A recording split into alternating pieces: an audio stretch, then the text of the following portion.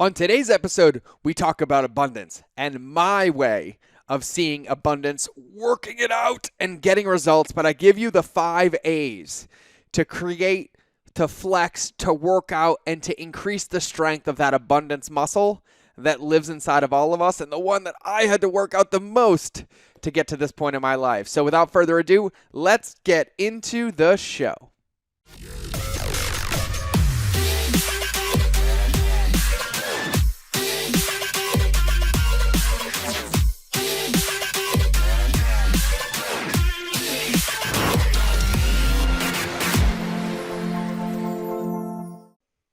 Welcome back to another episode of Monday Minutes. If you're watching this on video, I am drinking a water bottle with my own name on it.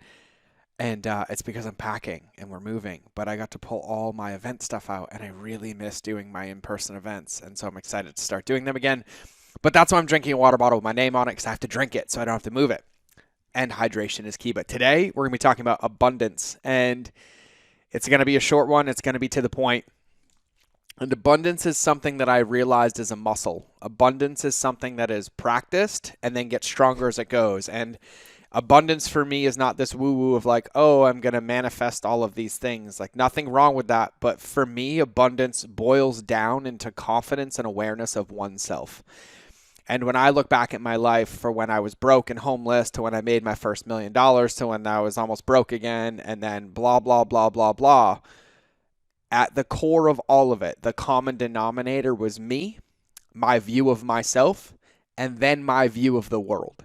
And there were certain things that happened at each stage that were really, really clear and transparent to me now looking back. Hindsight being 2020. And so when I think about an abundant mindset, I wrote it down and I got it down to 5 A's. And I actually taught 5 A's inside of my food blog for a while, but now I look at it of this place of how to develop an abundant mindset. And for me, I think to summarize that, or to even unpack that, an abundant mindset for me is awareness and confidence in oneself. And so for me, I am abundant when I feel connected to myself. I know where I am. I know where I've been. I know where I want to go. And I know that I'm the only one responsible for me getting there. No one's coming to save me. No one's coming to do the work. If I want that thing, I have to go create that thing. If I want that result, I have to go create that result. If I want that vision, I have to go build that vision. Now, I might call in reinforcements and have help and enroll a team, but it's mine to hold and mine to own. And so for me, creating, flexing, working out, practicing an abundance mindset comes down to 5 A's. Awareness, acceptance, attitude of gratitude, action, and alone. So it's awareness, acceptance, attitude of gratitude, action, and alone. And here's why. Awareness. Noticing the thoughts and the feelings, noticing the internal dialogue, noticing the self-talk. Am I being nice to myself in that moment? Am I reflecting in a good place? Am I thinking like, God, I'm so proud of myself, I've done this? Or am I like, I'm so scared, the world is ending, I don't know where it's going to come from? Or, I know I can do this, this is interesting, I can see this, right? I have to be aware of how I'm talking to myself and how I'm viewing the world. Once I become aware of it, I move into acceptance. And if I am having any conversation or any talk that is not positive, that is not forthcoming, that is not forward moving, then I need to accept and I need to forgive myself. I shouldn't have doubt, fear, fault, blame, guilt, shame. I shouldn't be looking backwards and judging myself. What I should be looking backwards is looking at where I've come from, being proud of where I am, taking the lessons from the past, having a positive mindset and applying them to the future. So step number 2 is acceptance and forgiveness. Step number 3 is now once I've gotten to awareness and I'm neutral, I have an attitude of gratitude. That's priming. That's putting my focus and putting my vision on the things that are positive, finding the positive, finding the things to be grateful for, having that attitude of gratitude, which is priming me to notice all the good things and create momentum and have all of this positive momentum.